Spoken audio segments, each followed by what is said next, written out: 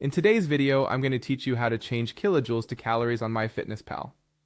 Whether you're tracking your meals for weight management or simply keeping an eye on your nutritional intake, knowing how to switch between these units can be incredibly helpful for tailoring your app experience to better fit your needs. So let's dive in and take it step by step. First, you'll need to open the MyFitnessPal app on your device.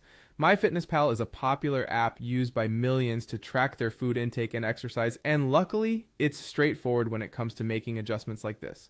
Once you have the app open, look for the login button and tap it to proceed.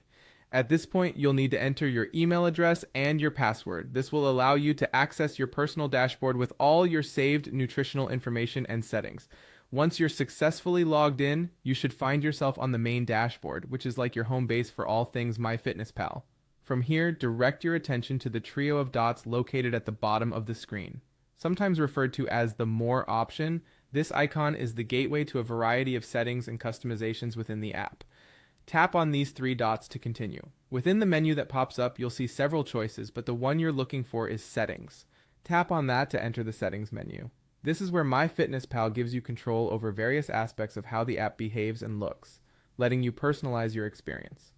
Once inside the Settings menu, navigate to Edit Profile. It's a straightforward option intended to allow you to modify your personal and account information.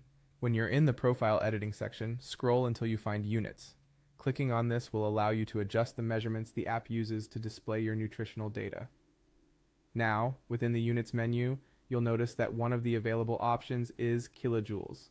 Next to this, there's a small drop-down arrow that you need to tap. Doing so will present a list of unit options, and one of these options will be calories.